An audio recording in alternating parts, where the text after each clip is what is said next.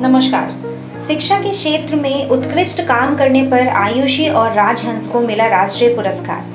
बिहार के शिक्षा के क्षेत्र में उत्कृष्ट काम करने पर आयुषी सिंह और राजहंस सिंह को राष्ट्रीय पुरस्कार नेशनल एजुकेशन एक्सीलेंस अवार्ड से नवाजा गया है। यह अवार्ड समारोह मुंबई के ब्रीच कैंडी ऑडिटोरियम में आयोजित किया गया था। इस अवार्ड समारोह में देश भर के शिक्षाविद जुटे थे। बिहार से आयुषी सिंह और राजहंस सिंह का चयन इस अवार्ड के लिए हुआ था। इस अवार्ड का मकसद भारत में शिक्षा को बढ़ावा देना और शिक्षा के क्षेत्र में उत्कृष्ट योगदान देने वालों को सम्मानित करना था। गौरतलब है कि आयुषी सिंह और राजहंस सिंह लंबे समय से बिहार के छोटे बच्चों के सर्वांगीण विकास के लिए लगातार काम कर रहे हैं। ये दोनों कंकड़बाग के देव फाउंडेशन के अंतर्गत विभिन्न स्कूल भी चलाते हैं। महिला है मैडम। हाँ। और शिक्षा जगत को लेकर के सरकार तो बहुत कुछ कर रही है, आपकी संस्था भी कर रही है, जिस कारण से आपको अवार्ड भी मिला है। तो क्या कुछ कहेंगे खास करके उन बच्चियों को जो स्लम में रहती हैं?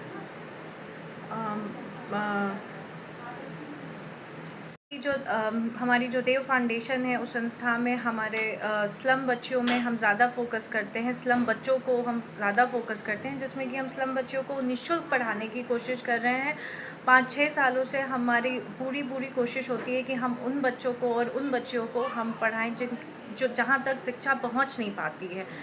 बहुत मुश्किल होता है उन लोगों के लिए, लेकिन हम फिर भी हमारी कोशिश है कि हम जितना हो सके और जितनी कोशिश करें कि हम उनको ज़रूर इस शिक्षा में हम अपने जो अभियान में शामिल करें। जो हमारी देव फाउंडेशन है ये ज़रूर, और यहाँ की जितनी टीम है हम लोग पूरी कोशिश करें।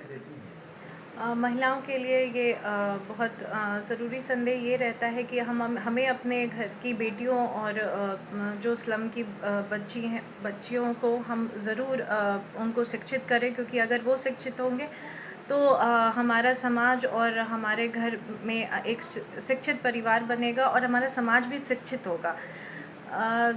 इसलिए ज़्यादातर हम फोकस करते हैं कि हमारी जो गर्ल चाइल्ड होते हैं उन पे 50% हम डिस्काउंट भी करते हैं अपने एडमिशन में, और हम उन पे ज़्यादा फोकस करते हैं। बच्चों जिनको आप शिक्षा देते हैं उन लोगों पे एडमिशन भी करवाते हैं?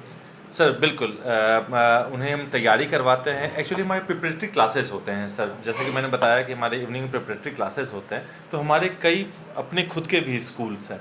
जो लोग आर्थिक रूप से जो लोग संपन्न हैं, जो एफर्ट कर सकते हैं, उनके लिए हमारे रेगुलर स्कूल चलते हैं। वो भी बिहार के टॉप रेटेड स्कूल्स हैं, वो भी टॉप रेटेड। तो हमारे जो छोटे बच्चे होते हैं उन्हीं सब विद्यालयों में जब इवनिंग का टाइम होता है, जब वो स्कूल खाली होता है, तो हम अपने जो गरीब वर्ग के बच्चे होते हैं उनकी पढ़ाई, जो शिक्षा मुफ्त में होती है, उन्हें किताब और सारी चीज़ें मुफ्त में दी जाती हैं। उन्हीं में से जो 10 सबसे अच्छे बच्चे पढ़ने में होते हैं, जो चाहते हैं जो कुछ अच्छा करें। जैसे अभी हमारे मुख्यमंत्री गए थे, वहाँ तो एक सोनू नाम का बच्चा था, उसने खुद से इच्छा जाहिर की थी कि मैं IAS बनना चाहता हूँ। तो उसी तरह हमारे जो बच्चे होते हैं उन्हें हम अपने ही स्कूलों में मुफ्त में दाखिला ले लेते हैं, और जब वो कॉम्पिटिटिव एग्जाम देते हैं, जैसे हमारे पिछले साल 2 बच्चे नवोदय विद्यालय में उनका हुआ, तो इसी तरह हमें उन कॉम्पिटिटिव एग्जाम में प्रमोट करते हैं सरकारी विद्यालय में। और जो सरकारी विद्यालय में नहीं जा पाते, नहीं उनका यदि हो पाए, उन्हें खुद के विद्यालय में ऐसे 10 बच्चों को हम मुफ्त में शिक्षा देते हैं हर एक साल सर, हर एक साल। अवार्ड से सम्मानित किया गया है, क्या कुछ है और किस तरह से शिक्षा का अलग जगह रहे हैं छोटे बच्चे, गरीब बच्चों को?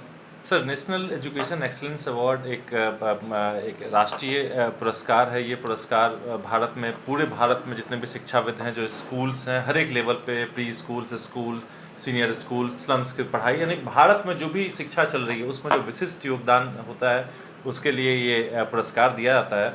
और हम बड़ा गौरवान्वित महसूस कर रहे हैं कि आज बिहार में पहली बार ये पुरस्कार आया है, और हमारी संस्था को और हम लोग को इस लायक समझा गया कि हमें इस चीज़ से नवाजा गया। क्या कुछ करते हैं, मतलब जैसे कि स्लम बस्तियों में जाकर के पढ़ाना, और क्या कुछ संस्था आपकी? सर, हमारी संस्था है देव फाउंडेशन।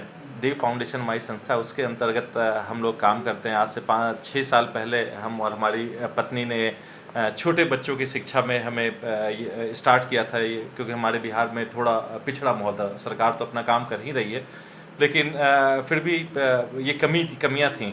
फिर हमने छोटे छोटे बच्चों की शिक्षा से इस चीज़ को स्टार्ट किया। पहले एक बस्ती को हमने चुना, 10 बच्चे को वहाँ से चुने, वहाँ से सफ़र स्टार्ट हुआ, और आज ये स्टार्ट करते करते अभी सफ़र में सैकड़ों बच्चे जुड़ते चले गए, और ये सफ़र बस जारी है।